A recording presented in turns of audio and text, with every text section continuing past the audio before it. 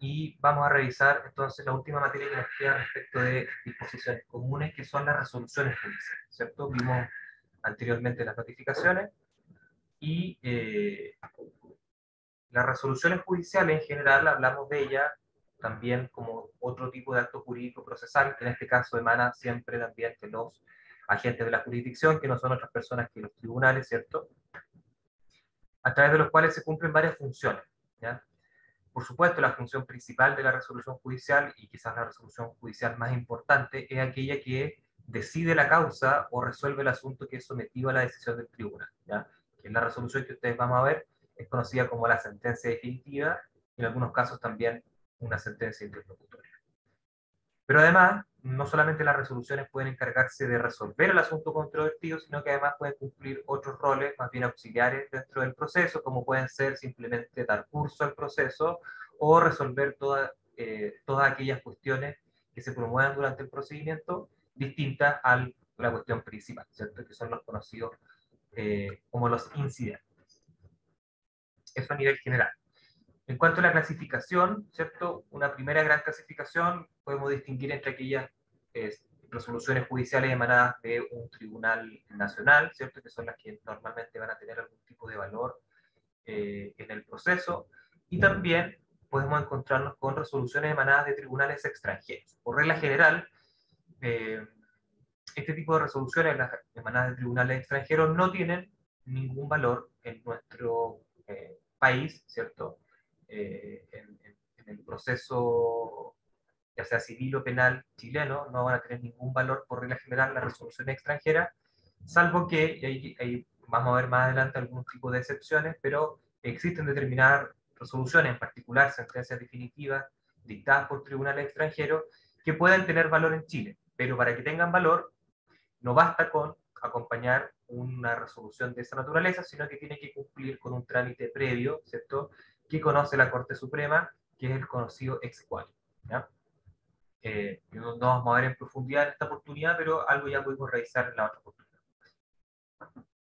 Eh, de acuerdo a la naturaleza del negocio que se promueve, bueno, ya vimos, ¿cierto?, que los procedimientos pueden ser tanto contenciosos como no contenciosos, y las resoluciones que se van a dictar en uno y otro caso también van a ser relevantes, puesto que en el caso de las resoluciones en procedimientos no contenciosos, ¿cierto?, por regla general, van a variar la forma en la que esta resolución tiene que ser redactada, y principalmente los recursos que son susceptibles de interponerse respecto a una resolución en un asunto no contencioso.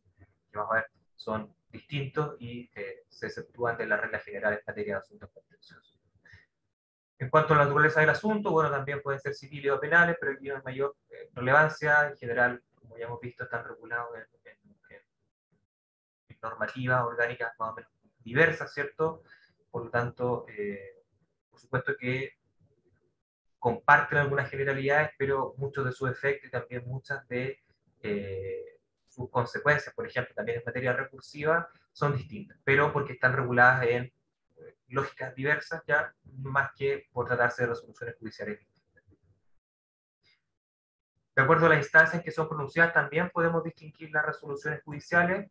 Eh, las resoluciones se pueden, pero principalmente aquí estamos hablando de las sentencias definitivas. ¿Ya? Las sentencias definitivas normalmente las podemos distinguir entre aquellas que son pronunciadas en única instancia, es decir, que son pronunciadas en un único eh, proceso ante el mismo tribunal, ¿cierto? Que va a conocer una única vez el asunto, y por lo tanto esa resolución, en particular esa sentencia definitiva, no va a ser susceptible de ningún tipo de impugnación por vía recursiva, ¿ya? Por el contrario, cuando una sentencia definitiva es pronunciada en primera instancia, eso va a significar que esa resolución naturalmente va a poder ser impugnable por vía recursiva a través del recurso de apelación, y por lo tanto va a poder ser conocida esa misma causa en una segunda instancia. ¿Ya? Por eso cuando hablamos de primera instancia, naturalmente estamos entendiendo o subentendiendo implícitamente la posibilidad de que exista una segunda instancia.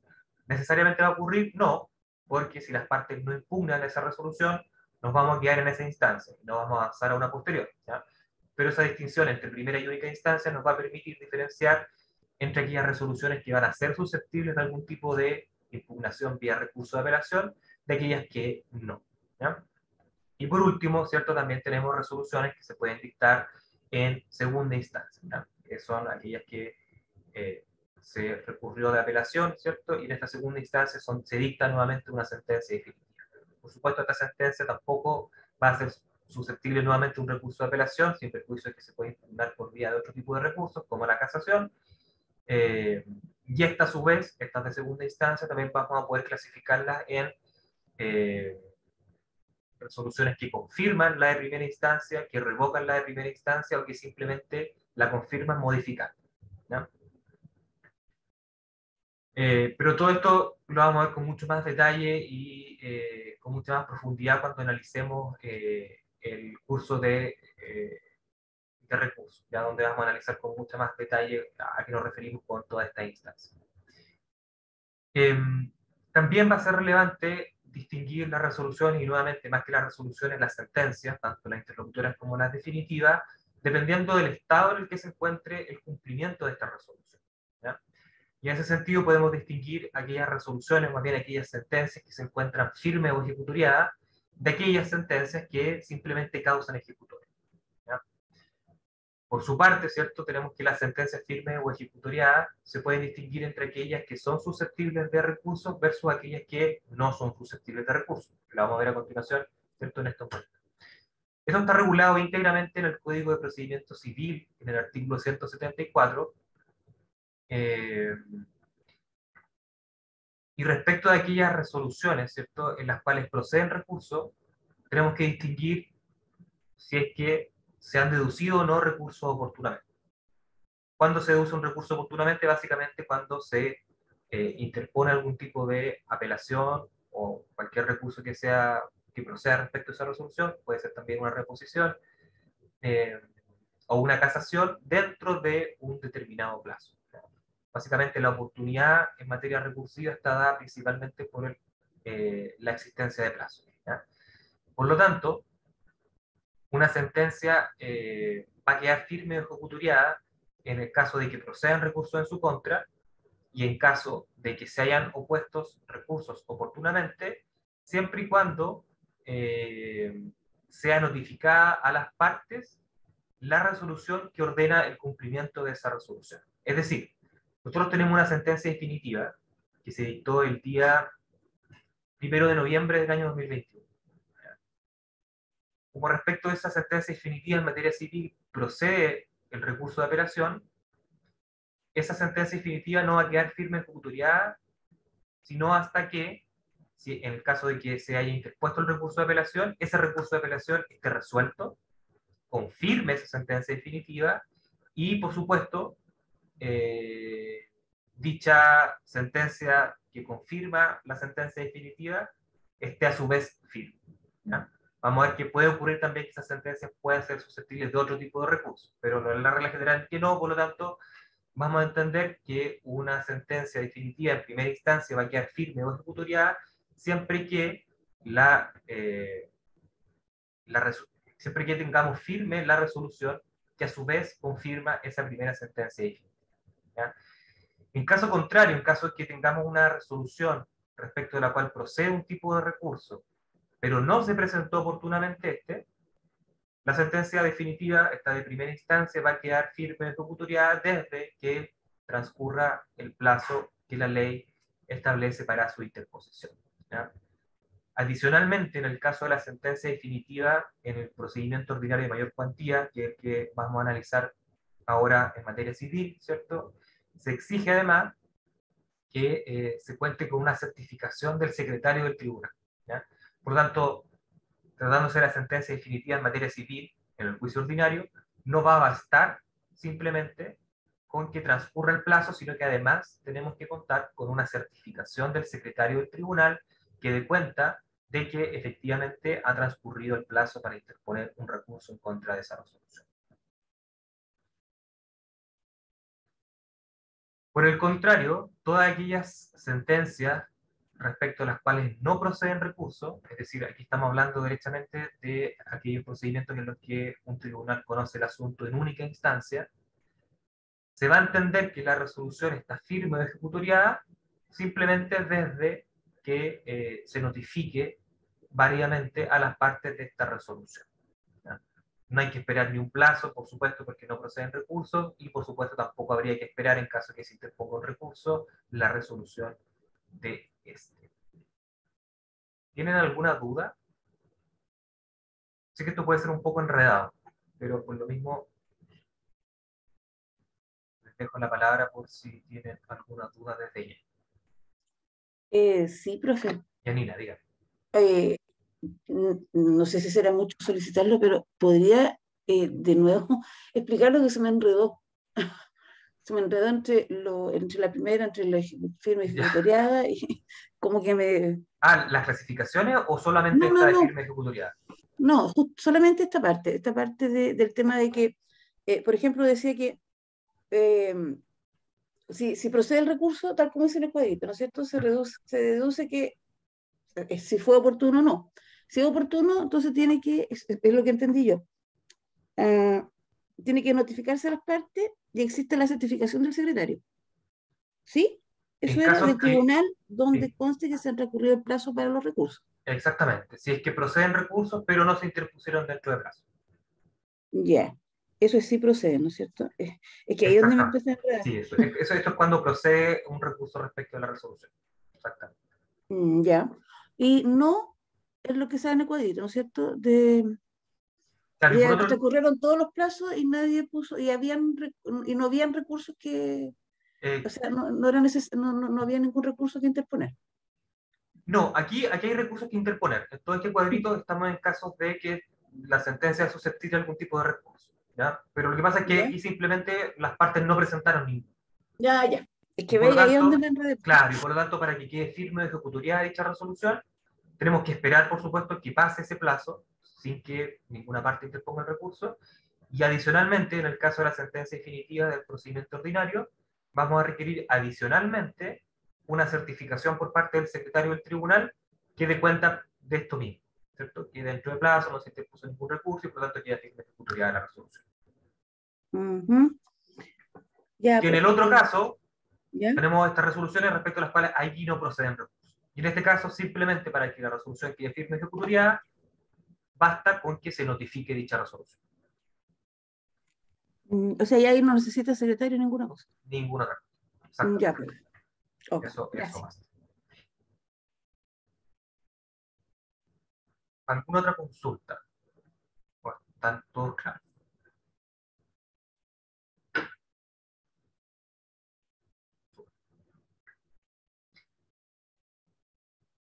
Esto es cuando una resolución está firme ejecutoria, pero existe otro tipo de resoluciones eh, respecto de las cuales no va a ser necesario que estén firme o ejecutoria para que puedan producir sus efectos. ¿Ya? Naturalmente, ¿cierto? Una resolución o en general una sentencia definitiva, y ustedes ya lo pudieron ver, ¿cierto? En los ejercicios prácticos que están trabajando, normalmente, ¿qué es lo que uno le pide al tribunal? O al menos, ¿qué es lo que ustedes están pidiendo a un tribunal? No sé si alguien quiere compartir algunos de sus casos. ¿Qué es lo que están pidiendo?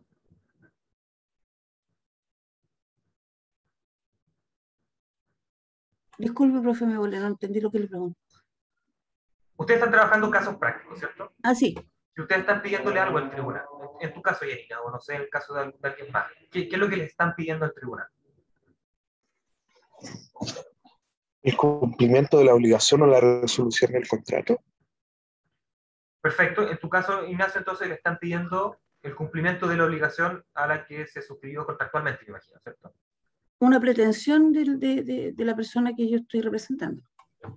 Perfecto. Pueden ser varias cosas, ¿cierto? Pero en el fondo ustedes le están pidiendo al tribunal, en el caso de Ignacio, ¿cierto? Que se cumpla una obligación determinada, X. Por lo tanto, la pregunta es ¿desde cuándo va a ser exigible eh, esa obligación que el tribunal ha declarado, ¿cierto?, que es exigible? Normalmente vamos a tener que esperar a que la resolución, a que la sentencia definitiva, en este caso, lo que ustedes están trabajando, ¿cierto?, son normalmente sentencias definitivas en procedimiento ordinario, vamos a tener que esperar a que esa sentencia definitiva quede firme o ejecutoriada para que esa obligación sea ejecutada. ¿Ya? Sin embargo, existen ciertas resoluciones que van a producir efecto que causa ejecutoria. ¿Ya? Son resoluciones que causan ejecutoria y respecto a las cuales no va a ser necesario que queden firmes o ejecutoriadas para que la parte que quiera aprovechar esa resolución judicial pueda hacer ejecutar sus efectos. ¿Ya? De ahí la distinción entre aquellas resoluciones que están firmes ejecutoriadas versus aquellas que simplemente causan ejecutoria. Podríamos decir que las resoluciones que causan ejecutoria están en un estado anterior, es decir, esa resolución aún no está firme ejecutoriada, pero sí desde ya puede causar ejecutoria. ¿Ya? Es decir, son aquellas que pueden cumplirse a pesar de la existencia de recursos pendientes deducidos en su contra. ¿Ya? Por ejemplo, estamos en el caso de una sentencia definitiva, como todos los que ustedes están trabajando. Me imagino, Ignacio, que tu caso es de responsabilidad contractual, por lo tanto es procedimiento ordinario de mayor cuantía. ¿Ya? Por lo tanto, respecto a esa resolución, o sea, respecto a esa demanda que ustedes están interponiendo, eventualmente, si hay una sentencia condenatoria, va a proceder al recurso de apelación. ¿Ya?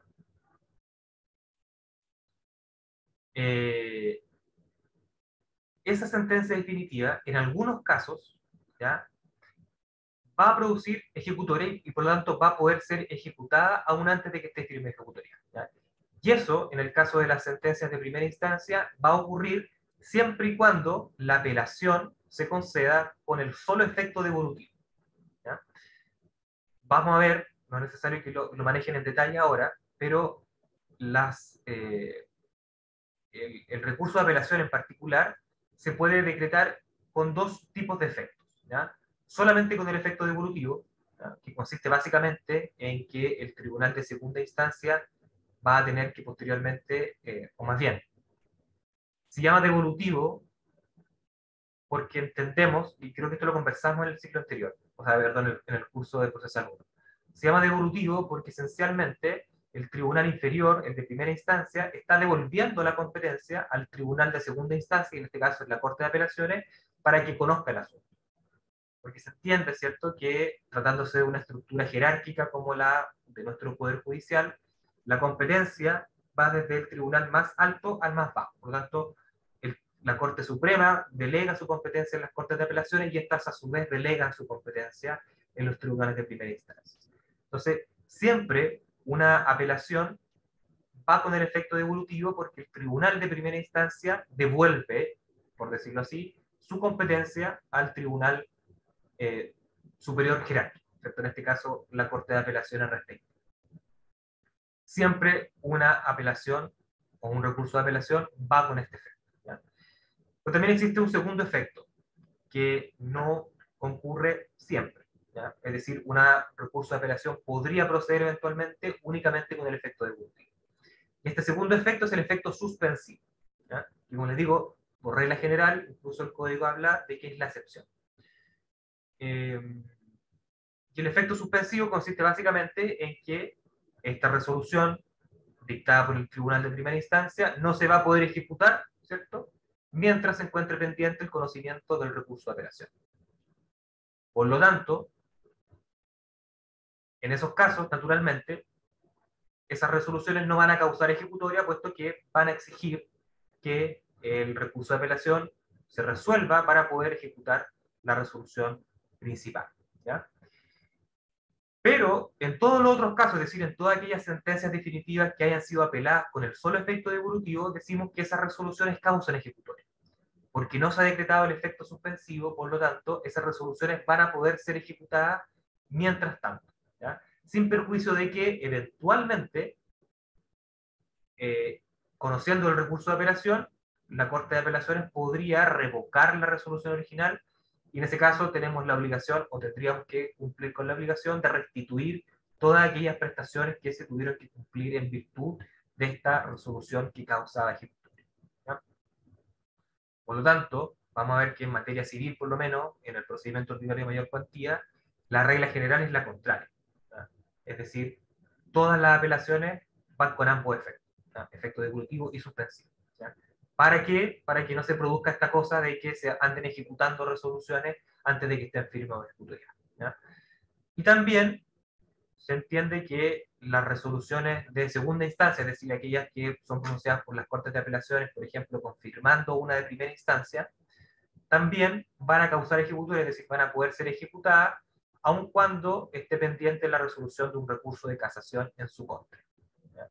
Cualquier sea el tipo de recurso de casación. ¿Ya? Pero aquí también va a proceder otro tipo de mecanismo accesorio, ¿cierto? Que busca asegurar en definitiva que no se genere un perjuicio a la otra parte, en virtud del cual se va a poder exigir eventualmente el pago de una caución, que asegure en definitiva que a pesar de que se ejecute esa resolución, la otra parte se va a poder pagar los perjuicios que se genere de esa ejecución adelantada, por decirlo así. ¿Ya? Pero al menos existe un humo de buen derecho de que esa resolución va a poder ser ejecutada eventualmente. Por lo tanto, se permite que estas resoluciones causen ejecutoria.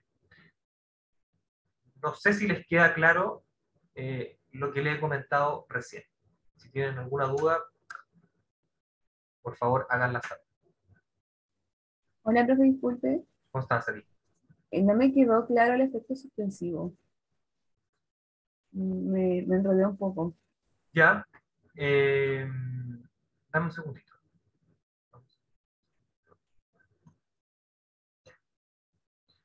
Lo que pasa es que el recurso de apelación puede proceder en dos efectos, ¿cierto? El efecto devolutivo, que ya se lo expliqué y creo que quedó bastante claro, pero también puede proceder con efecto suspensivo. Y el efecto suspensivo es bastante simple, simplemente quiere decir que mientras no se resuelva el recurso de apelación, es decir, mientras la Corte de Apelaciones no resuelva si es que esta sentencia de primera instancia está conforme a derecho, no se va a poder ejecutar la sentencia definitiva. Por ejemplo, no sé, ¿quién preguntó? Constanza. Constanza, ¿de qué es el caso que estás analizando en el ejercicio práctico? Es por injuria. ¿Y qué es lo que estás pidiendo? ¿Una indemnización de perjuicio? Una indemnización de prejuicio. Perfecto. Por ejemplo, entonces, demandaste esa indemnización de perjuicio, el tribunal acogió tu demanda y por lo tanto obligó a la otra parte al pago de, no sé, 100 millones de pesos por concepto de esa injuria.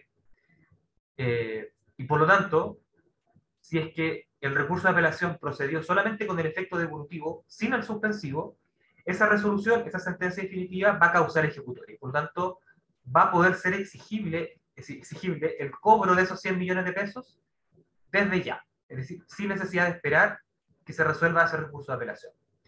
Por el contrario, si es que el recurso de apelación se concedió con ambos efectos, no se va a poder hacer exigible el pago de esos 100 millones, sino hasta que quede firme y ejecutoriada esa sentencia definitiva. Como ya vimos, en virtud de lo que analizamos recién, ¿cierto? Del artículo 174, esa resolución va a quedar solo firme y ejecutoriada cuando se resuelva y quede firme a su vez la resolución por parte de la Corte de Apelaciones de ese recurso de apelación. ¿Ya? Eso es a grandes rasgos. No sé si ahí queda más claro, Constanza. Sí, gracias, me estaba enredando sola. Sí, que esto es un poco enredado, pero la idea es que pregunten porque esa es la idea de estas clases. Scarlett. Hola, buenas, profe. Es que tengo una duda, porque Dígame. quería saber si la resolución de primera instancia afecta a un tercero, el tercero puede pedir un recurso de apelación o interponer un recurso como de protección para evitar que a él le quiten alguna cosa debido a causa de uno de los demandados. Súper interesante tu pregunta, Scarlett. Lo vamos a ver con mucho más detalle cuando analicemos los procedimientos especiales, en particular el procedimiento ejecutivo. El tipo de acción, no, más bien el tipo de excepción o el tipo de garantía, ¿cierto?, que tiene un tercero cuando se le quiere ejecutar una resolución en la cual ellos no son parte, están reguladas a propósito del procedimiento ejecutivo. ¿Ya? El procedimiento ejecutivo es un procedimiento que se realiza a continuación, ¿cierto?, del procedimiento ordinario, cuando se busca precisamente ejecutar una sentencia definitiva o cualquier otro tipo de obligación que vamos a ver que tiene que cumplir con ciertas características, pero generalmente estamos hablando de sentencias definitivas. Y por lo tanto, en este otro procedimiento especial, ¿ya?, que tiene ciertas reglas y que está regulado específicamente en el CPC, se regula específicamente la posibilidad que tienen los terceros a través de ciertas incidencias que se conocen como tercerías, porque las pueden presentar los terceros, a través de la cual, que son 4 tipos de tercerías, pero no vamos a entrar en detalle, a través de los cuales los terceros pueden hacer ver al tribunal que efectivamente ellos no están obligados por una serie de razones, ¿cierto?, al pago de esa obligación, ¿ya?, o al cumplimiento de esa sentencia definitiva por no afectarle en definitiva a ellos. Pero esa es la posibilidad y ese es el tipo de mecanismo que tienen y con lo que cuentan los terceros para, en definitiva, impugnar algún tipo de ejecución que ellos consideren que no les compete, ¿ya? No están habilitados para interponer algún tipo de recurso, pero sí pueden interponer, como les digo, estas tercerías, ¿ya? Pero no se preocupen que lo vamos a ver cuando veamos ese procedimiento en especial. Sí, es que esto afecta a mi caso, entonces por eso como que estoy enredada. Pero si quieres me comentas brevemente qué es lo que te preocupa, porque me imagino que si es una tercería... Al final de la clase puede ser profesor. Perfecto, sí, ningún problema está. ¿Alguna otra duda? Si no, avanzamos. Ya, excelente.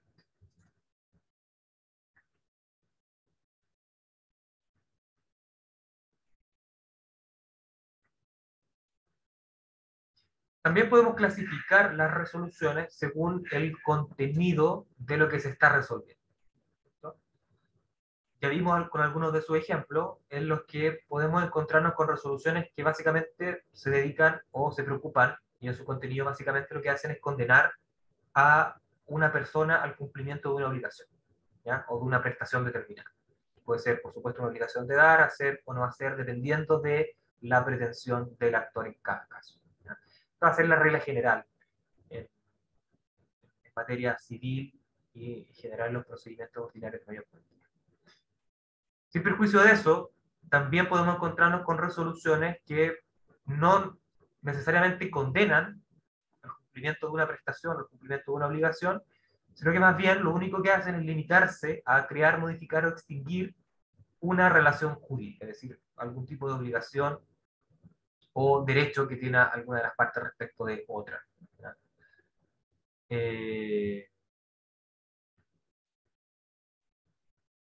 Esto normalmente se da en ámbitos de familia, ¿ya? En ámbitos de familia es normalmente donde se van a crear o modificar situaciones jurídicas. Por ejemplo, el divorcio lo que hace es modificar una situación jurídica preexistente, en este caso un matrimonio o un vínculo matrimonial, y va a extinguir ese vínculo y va a crear uno nuevo, que en definitiva es el de divorcio, ¿ya?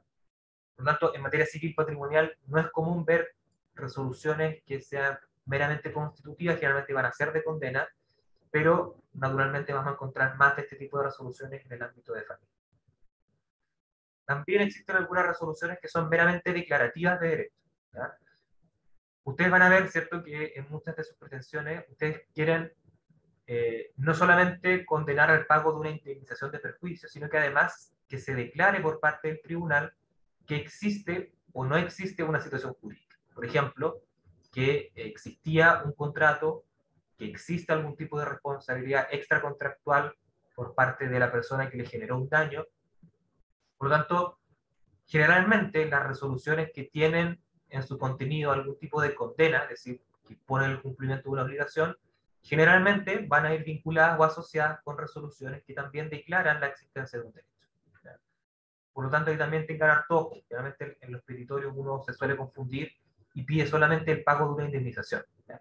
Pero previo al pago de esa indemnización, el tribunal tiene que determinar que existe la obligación, o que existe más bien la responsabilidad de parte de alguien, normalmente responsabilidad contractual o extracontractual. Por lo tanto, generalmente estas resoluciones o estos contenidos van interconectados, ¿ya?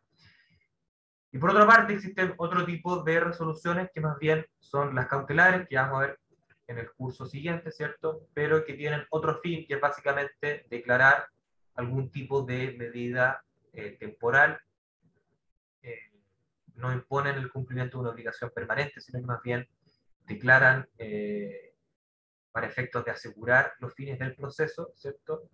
Y el cumplimiento de determinadas medidas, ¿ya? Por lo tanto, estas también se distinguen de las anteriores porque tienen una finalidad súper específica que es básicamente la de cautelar los derechos de las partes dentro del proceso, ¿ya?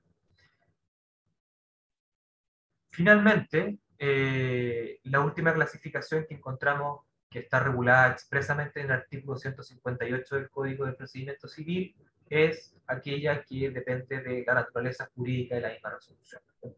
Y podemos distinguir básicamente entre 4 tipos de resolución. Por un lado, las sentencias definitivas.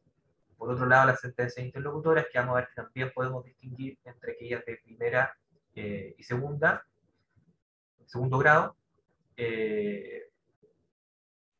Por otra parte, vamos a tener los autos y finalmente vamos a tener las resoluciones que son más o menos básicas dentro del proceso, que son los decretos. Las sentencias definitivas, por su parte, podríamos decir, ¿cierto? Ya lo vimos al principio, quizás son las más importantes porque son esencialmente aquellas que resuelven la cuestión o el asunto que ha sido puesto en conocimiento del tribunal. Pero además de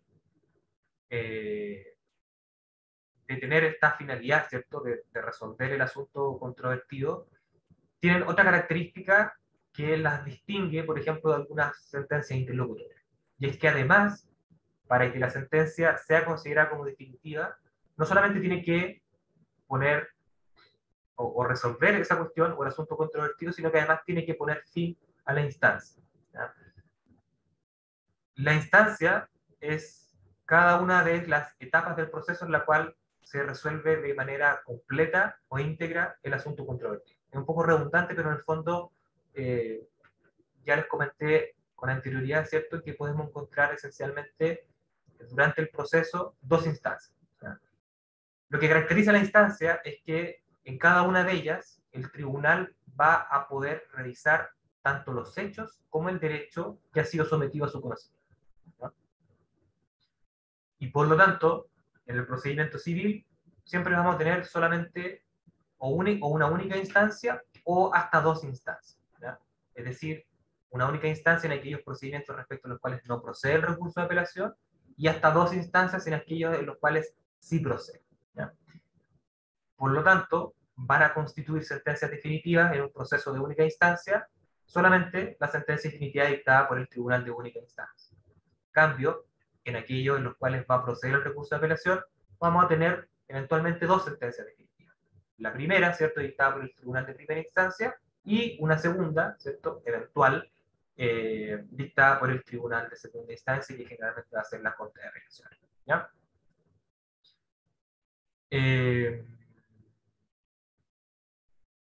Aquí tengan ojo, porque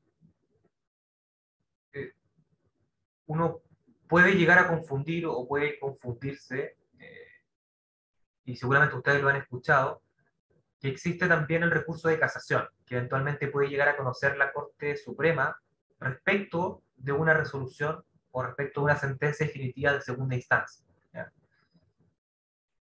Y eventualmente uno podría llegar a creer que eso podría constituir una tercera instancia, ¿cierto?, que conoce la Corte Suprema. Eso no es así, principalmente porque, como vamos a ver con mucho más detalle cuando analicemos esos recursos en particular, el recurso de casación, o a través del recurso de casación, ya sea en el fondo o en la forma, la Corte Suprema jamás va a entrar a conocer aspectos de hecho de la causa. ¿Verdad? Y por lo tanto, siendo una cuestión esencial de la instancia el que el tribunal pueda conocer tanto los aspectos jurídicos como los aspectos fácticos de la causa, se entiende que el conocimiento que tiene la Corte Suprema a través del recurso de casación no constituye una instancia. ¿Ya? Por lo tanto, no hablamos que la resolución que emite la Corte Suprema conociendo el recurso de casación sea una sentencia definitiva. Se discute cuál es su naturaleza jurídica. ¿Ya? Estamos claros que no es una sentencia definitiva porque no cumple con el requisito esencial, que es poner fin a una instancia. ¿Ya? Pero para que lo tengan presente desde ya. En materia civil, a pesar de que exista la posibilidad de impugnar una sentencia definitiva de segunda instancia vía recurso de casación, este conocimiento de la Corte Suprema en ningún caso constituye una tercera instancia. ¿Ya? Para que lo tengan siempre muy presente. ¿Por qué? Porque no conoce aspectos de hecho. Solamente se va a limitar al conocimiento de aspectos jurídicos o formales, pero también jurídicos. ¿Ya? Por lo tanto, sentencia definitiva tiene que cumplir con 2 requisitos: poner fin a la instancia y resolver la cuestión o el asunto que es la controvertida y en definitiva el objeto del juicio. También ahí es importante destacar la importancia de que esta resolución resuelva efectivamente el asunto que ha sido sometido a su conocimiento. Por lo tanto, todas aquellas resoluciones que no resuelven el asunto, ¿cierto? Ya vimos en el curso pasado algunos mecanismos alternativos de solución de conflictos. En varios de ellos, en los cuales el conflicto, si bien se resuelve, no es el tribunal el que lo hace. Y por lo tanto, por ejemplo, todas estas resoluciones como la que acepta, por ejemplo, el desistimiento de la demanda, en el que no se resuelve el conflicto, sino que simplemente se admite que el demandante se pueda desistir de la demanda que ha presentado, o la que declara el abandono del procedimiento, en la cual derechamente no se va a resolver el conflicto, sino que simplemente se va a declarar abandonado y por lo tanto el demandante va a tener que presentar una nueva demanda si es que así lo quiere. Como no resuelven el conflicto que ha sido puesto a su conocimiento, entonces se va a entender que no constituyen sentencias definitivas. Y van a constituir más bien sentencias interlocutorias, como vamos a ver ahora, ¿cierto? Según el mismo artículo 158, en su inciso segundo, define qué es lo que vamos a entender a su vez por sentencias interlocutorias, ¿ya? Distinguiendo, el código no habla de primero o segundo grado, esta es más bien una distinción que ha interpretado la doctrina, y esencialmente se ha distinguido porque respecto de una y otra sentencia interlocutoria pueden eventualmente proceder recursos distintos, ¿ya? Y por eso se hace esta diferenciación, ¿ya? Es exclusivamente en razón de las vías de impugnación que proceden respecto de unas y otras, ¿ya? Pero esencialmente, las sentencias interlocutorias de primer grado van a ser todas aquellas que resuelven un incidente que se ha promovido dentro del juicio, y esto es lo importante, pero que establezca derechos permanentes en favor de las partes, ¿ya? El caso que preguntaba, creo que era Scarlett, sí, por ejemplo, Scarlett preguntaba por las tercerías, ¿ya? Este es un típico caso de una sentencia interlocutoria que declara un derecho que establece derechos permanentes para las partes, ¿ya?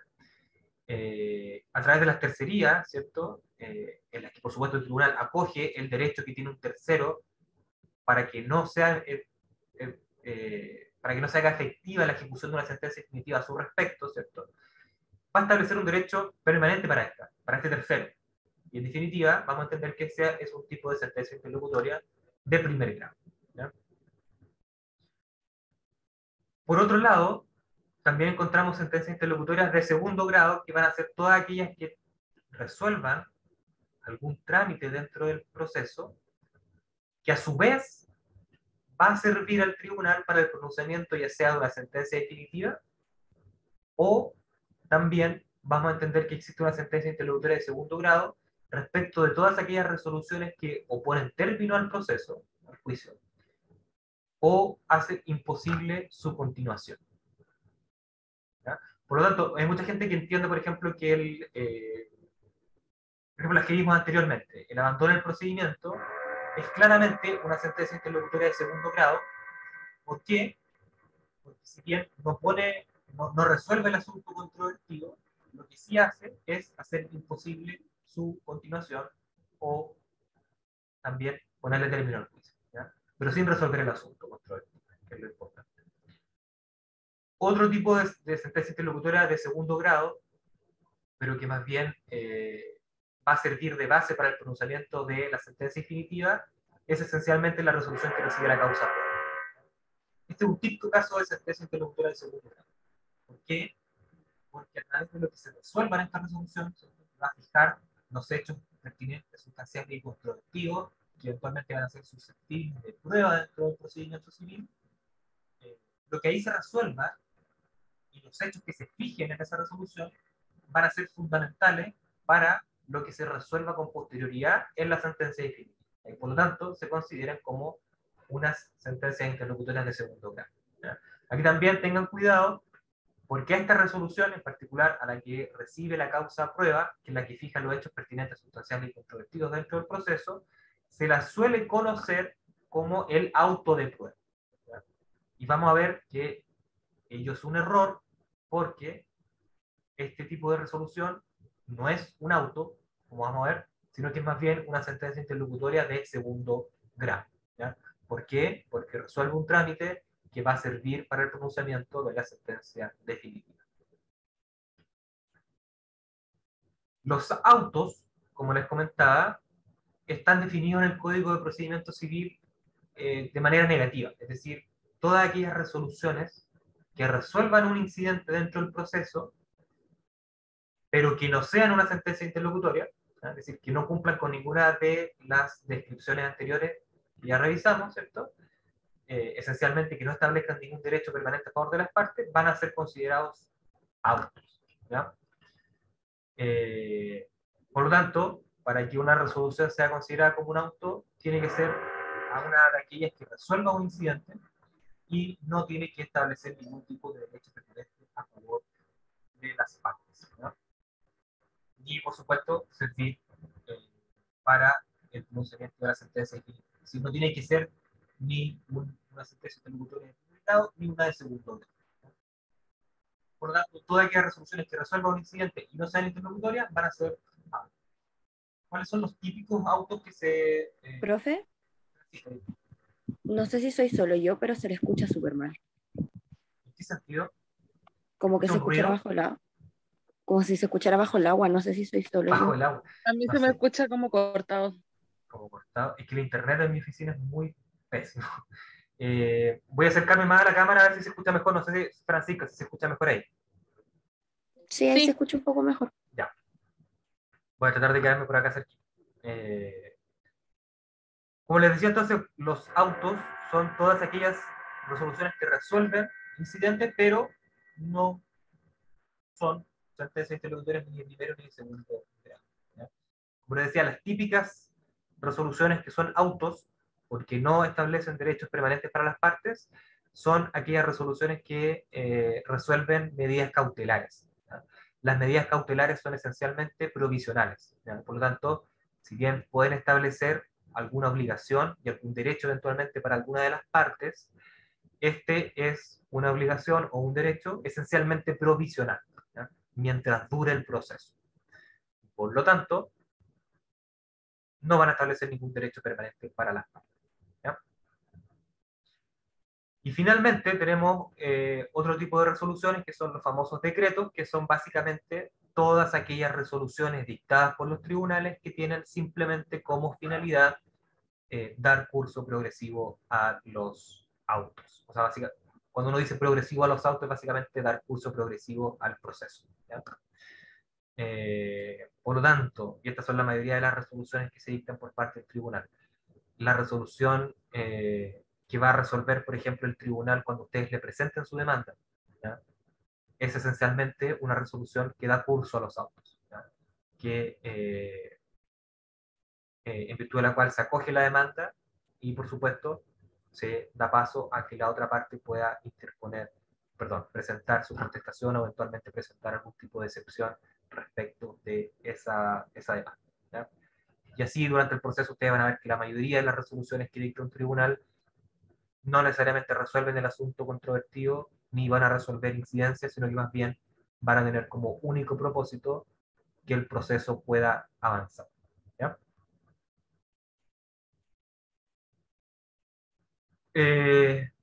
¿Por qué es importante en particular esta clasificación del 158? Porque dependiendo del tipo de resolución con la que nos encontremos, va a variar la forma de notificación, como revisamos en las clases anteriores, ¿cierto?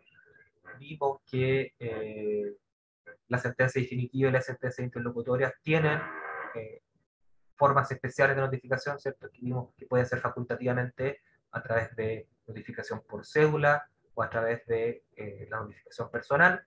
Y también vimos que, o por regla general, las resoluciones son notificadas por el Estado diario, ¿ya?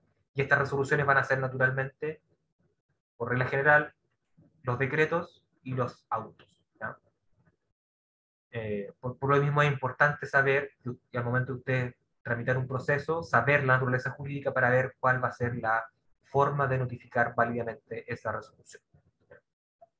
También puede importar porque en los tribunales colegiados va a modificarse el número de miembros que tienen que componer la sala para poder pronunciar algún tipo de estas resoluciones.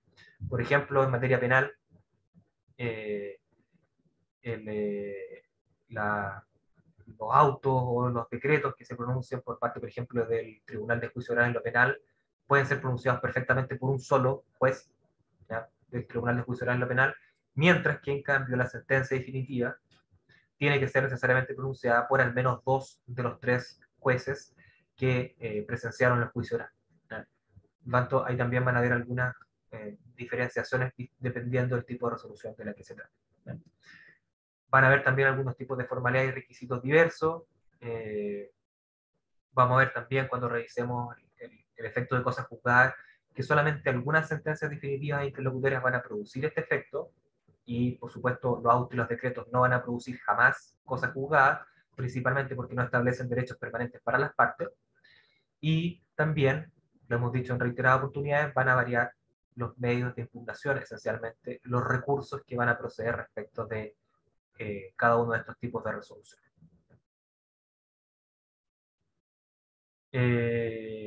Y aquí está abajo, ¿cierto?, lo que les señalaba, y que lo tengan siempre presente, que hay algunas resoluciones que no coinciden con ninguna de estas clasificaciones que regula el Código de Procedimiento Civil. El caso más paradigmático en materia civil es el fallo del recurso de casación, ¿ya?, que no es una sentencia definitiva porque no resuelve una instancia. Tampoco podemos decir que una sentencia interlocutoria de primer grado porque no resuelve derechamente un incidente, sino más bien resuelve un recurso. Y podríamos decir eventualmente que es una de segundo grado porque pone fin al procedimiento o hace imposible su prosecución. Por tanto, quizás sería la clasificación más afín a esta, pero tampoco es tan precisa, porque también generalmente cuando hablamos de sentencia interlocutoria estamos pensando en incidentes, ¿ya?, no en recursos como se resuelve en estos casos, ¿ya? Y también hay otros casos paradigmáticos en materia penal. La que resuelve el sobreseimiento definitivo también es una de aquellas que es difícil encajar en alguno de estos tipos de resoluciones. O también van a ver más adelante que en el juicio sumario existe la posibilidad de coger provisorialmente la sentencia, perdón, la pretensión del actor, pero como es una resolución provisional, pero que resuelve el asunto controvertido, también es difícil encajarla si es una sentencia definitiva o más bien si es una sentencia interlocutoria, más bien una etapa intermedia entre una y otra, ¿ya? Por la hora, prefiero que antes de avanzar resolvamos cualquier duda que puedan tener hasta el momento. Eh, no sé si hay alguna duda que les haya quedado de lo que hemos revisado hasta ahora. Profe, a mí me quedó la duda con los autos. Dígame. Entonces solamente hacen resoluciones de manera provisional. No necesariamente provisionales. Lo importante es que no establezca un derecho permanente para las partes, ¿ya? Pero eventualmente uno podría resolver un incidente que no establezca ningún derecho, ese es el punto. Eh, eh, por lo tanto, ahí no necesariamente va a ser, no necesariamente va a ser provisional. O sea, siempre va a ser provisional en el sentido que va a resolver un incidente dentro del proceso. Y el proceso esencialmente es una cuestión finita, es decir, va a terminar eventualmente con la sentencia definitiva y no va a producir mayores efectos esa resolución ni fuera del proceso ni una vez terminado el proceso. Así que sí, creo que, si lo pensamos de esa manera, podría decirse que todos los autos son esencialmente provisionales. Así que en ese sentido sí, pero no necesariamente, porque un auto, lo importante es que resuelva un incidente, ¿ya? No todos los incidentes van a establecer derechos para las partes, pero si establece derechos para las partes que son provisionales, es un auto, ¿ya? Si establece un derecho que es permanente, ahí ya no va a ser un auto, sino que va a ser una sentencia interlocutoria de primer grado. Y esa es la importancia de hablar de la provisionalidad de esa resolución, pero solamente en aquellos incidentes que establezcan algún tipo de derecho. Hay muchos incidentes que no tienen esa finalidad, sino que tienen otro tipo de propósito. Pero lo vamos a ver con mucho más detalle cuando lo revisemos en particular. No sé si te queda claro, creo que fue Francisca, ¿no? Sí, profesor, muchas gracias. Perfecto. ¿Alguna otra duda? Profe, Felipe. pregunta, en cuanto a los autos, un ejemplo podría ser cuando se pronuncia sobre una medida precautoria. Efectivamente, efectivamente. Y precisamente por lo que les comentaba recién, lo que le comentaba un poco a Francisca. Las medidas precautorias son esencialmente resoluciones que resuelven un incidente, que es esta medida precautoria. ¿Y por qué un incidente? Porque no es lo principal, ¿cierto? No resuelve lo que se está pidiendo, sino que básicamente se está resolviendo otorgar algún tipo de medida anterior con el objeto de asegurar el objeto del proceso, ¿no? Eh, pero como las medidas cautelares son esencialmente provisionales, es decir, están destinadas a cesar sus efectos cuando termine el proceso, eh, nunca van a ser interlocutores de primer grado y por lo tanto siempre van a ser autos. ¿Ya? Así que efectivamente sí, todas las resoluciones que resuelven medidas cautelares, por esa provisionalidad esencial a ellas, son autos y no sentencias interlocutores de primer Profe, ¿algún grado. ejemplo con respecto a los decretos, así como para poder como aclarar que no sea igual que los autos? ¿Algún ejemplo El especial? ejemplo paradigmático es la resolución que ustedes van a recibir el día miércoles, eh, que admite tramitación su demanda y que da traslado a la otra parte. Esa es típicamente un decreto. ¿Ya? Lo único que hace es dar traslado a la otra parte para que el procedimiento pueda continuar. ¿Ya? Esa es su única finalidad, no tiene ninguna otra finalidad. No resuelve un Mm, incidente, ya. porque la demanda no es un incidente, es directamente lo principal, y tampoco resuelve la demanda, sino que lo único que hace es darle curso a la misma. ¿Ya? Eh, Lo mismo, por ejemplo, respecto de las resoluciones que admiten a tramitación un recurso de protección, por ejemplo. ¿Ya? Las que admiten a tramitación un recurso de protección tampoco resuelven la cuestión, ni resuelven un incidente, sino que simplemente se limitan a darle curso a ese procedimiento. ¿Ya? En materia penal, también la interposición de una querella, la primera resolución que admite a tramitación esa querella es naturalmente también un decreto, porque lo único que hace simplemente es eh, permitir el inicio del proceso penal. ¿Ya? Eh, Cuando uno presenta también un recurso, por ejemplo, un recurso de apelación ante una sentencia definitiva, lo que tiene que hacer el tribunal ante el cual uno presenta ese recurso de apelación también es emitir en primer momento una resolución, ¿ya? Que admite a trámite también ese recurso, por ejemplo, el recurso de apelación, y a través del cual va a elevar el conocimiento al tribunal de segunda instancia. Esa resolución tampoco resuelve un incidente, no resuelve el asunto controvertido, sino que se limita simplemente a elevar el asunto y darle curso, por lo tanto, al procedimiento ante el tribunal de segunda instancia. Esos son algunos ejemplos. No sé si ahí queda más claro. Sí, profe, gracias. Súper. Lo importante para que les quede claro, el decreto básicamente no resuelve ningún incidente, ningún asunto accesorio, ¿cierto?, a lo principal, y por supuesto tampoco resuelve lo principal, sino que simplemente va a permitir que el tribunal dé curso al procedimiento. Esa es su única finalidad. Por lo tanto, son los que vamos a encontrar en su mayoría dentro del proceso. ¿Alguna otra duda?